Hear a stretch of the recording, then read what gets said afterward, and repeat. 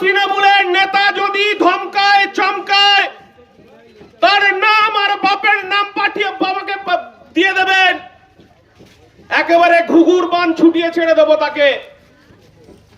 তাকে অন্ধকারে সূর্যের আলো দেখতে দেব না। যদি মনে করে এই খরু মানুষের গণতান্ত্রিক অধিকার কেড়ে নেবে করেন আমডাঙ্গা বোমা মুক্ত করার জন্য এখানে যারা হুমকি দিচ্ছে তাদের বাড়ি তল্লাশি হবে, তাদেরকে জেল হাজতে রেখে ভোট হবে। এই খরু মানুষ তারা ভোট দেবে। পঞ্চায়েতে ভোট লুটে প্রতিদিন তৃণমূলের নেতারা ধমকাচ্ছে চমকাচ্ছে। কি ভেবেছেন নেতারা চারতলায় পাঁচতলায় বাস করবেন আর খরু মানুষ তালির চালে বাস করবে? জিনিস ইন্ডিয়ান সেকুলার ফ্রন্ট মানবে না। আমরা বলতে চাইছি ধমকানো চমকানো বন্ধ করুন। খরু মানুষের আবেদন আজ কাছে আবেদন করে যাচ্ছি, কোন তৃণমূলের নেতা যদি ধমকায় চমকায় তার নাম আর বাপের নাম পাঠিয়ে বাবাকে দিয়ে দেবেন, একেবারে ঘুঘুর বান ছুটিয়ে ছেড়ে দেব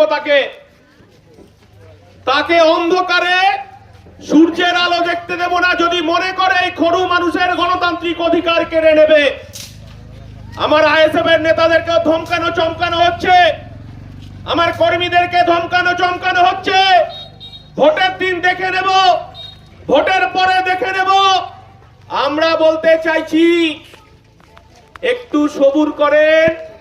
আমডাঙ্গা বোমা মুক্ত করার জন্য এখানে যারা হুমকি দিচ্ছে তাদের বাড়ি তল্লাশি হবে, তাদেরকে জেল হাজতে রেখে ভোট হবে। এই খরু মানুষ তারা ভোট দেবে। পঞ্চায়েতে ভোট লুট করেছেন, মজা পেয়ে গেছেন না? সেসব দিন গুজার গিয়া। গরিব মানুষের অধিকার প্রতিষ্ঠা করার জন্য, খেটে খাওয়া মানুষের অধিকার প্রতিষ্ঠা করার জন্য এই আদিবাসী দলিত এসসি শিডিউল কাস্ট তাদের অধিকার প্রতিষ্ঠা করার জন্য যদি তৃণমূল নেতারা ভয় ভূত দেখায় আপনাদেরকে বলছি তার নাম আর বাবার নামটা আমার কাছে পাঠাবেন। আমি নওশাদ সিদ্দিকী বুঝে নেব কত ধানে কত চাল। তৃণমূল নেতাদেরকে পরিষ্কার করে বুঝিয়ে দিতে চাই। ভাবছেন মিথ্যে মামলা দেবে, গাঁজার কেস দেবে, এনডিপিএস দেবে, নারী ঘটিত কেস দেবে, সবটাই বুঝে নেওয়া হবে। হাইকোর্ট সুপ্রিম কোর্টে গিয়েও শেখ শাহজাহানের যেমন জামিন হয়নি, আর তৃণমূলের নেতারা যদি মনে করে মিথ্যে মামলায় ফাঁসিয়ে মানুষের গণতান্ত্রিক অধিকারকে লুট করবে, মানুষের গণতান্ত্রিক অধিকার পঞ্চায়েতকে লুট করবে, 100 দিনের কাজের অধিকারটাকে চুরি করেছে এই তৃণমূল। আজকে গ্যাসের দাম বেড়ে গেছে, সরষের তেল, ডাল, চাল, ওষুধের দাম বেড়ে গেছে। ভেবেছেন লক্ষ্মীর ভান্ডার, আমরা বলছি আমার আপনার করের টাকায় লক্ষ্মীর ভান্ডার 13,000 টাকা দিয়ে 15,000 কোটি টাকা লুট করেছে এই তৃণমূল। সেই লুটের টাকা আমাদেরকে বের করে নিয়ে আসতে হবে। তৃণমূলের নেতারা পঞ্চায়েতটাকে লুট করেছে, বিডিও অফিসটাকে লুট করেছে, এরা ত্রিপল টাকা পর্যন্ত বাজারে বিক্রি করে দিয়েছে। মথুরা এই গোপাল ঠাকুর আমাদের বাড়ি যেত দাদু পিছনে সবাই, ঠিক আছে? এটা হচ্ছে তো আপনাদের সব শিডিউল কাস্ট সার্টিফিকেট আছে তাই তো?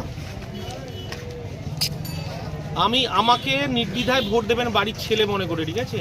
বাকিটা কিন্তু আমি দেখে নেবো, ঠিক আছে? খাম চিহ্ন মানে সিরিয়াস বলছি আমি, ঠিক আছে? একদম যদি তৃণমূল টাকা দিতে আসে টাকা নিয়ে নেবেন, ঠিক আছে? টাকা নিয়ে নেবেন, ঠিক আছে? আর আমডাঙ্গায় বিজেপি কিন্তু জিতবে না। আমডাঙ্গায় যেহেতু সংখ্যালঘু মুসলিম ভোট বেশি, সেহেতু বিজেপি জিতবে না। ফালতু কেউ যদি বিজেপিকে ভোট দেয় ভোটটাই নষ্ট হবে। মাঝখান দিয়ে তৃণমূল আবার বেরোবে, আবার বোমা মারবে, আবার জমি দখল, আবার ভোট লুট। তাই একবার আমাকে দেবেন, আমার নাম বিশ্বজিৎ মাইতি, ঠিক আছে? এটা মাথায় রেখে সবাইকে বলবেন। হ্যাঁ, আমি আসবো, ঘরের ছেলে মনে করে আসবো। কিন্তু আমি না চেষ্টা নয়, এটা মা হিসেবে আপনি আমার কথা দেবেন, কারণ আপনি কিন্তু আছেন।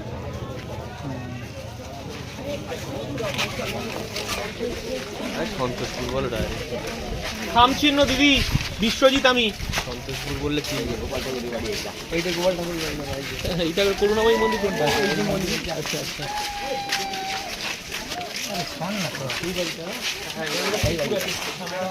এই মন্দির এটার সামনে পুকুর।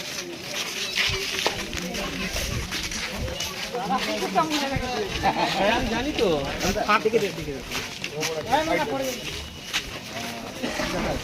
খাম চিহ্ন ভাই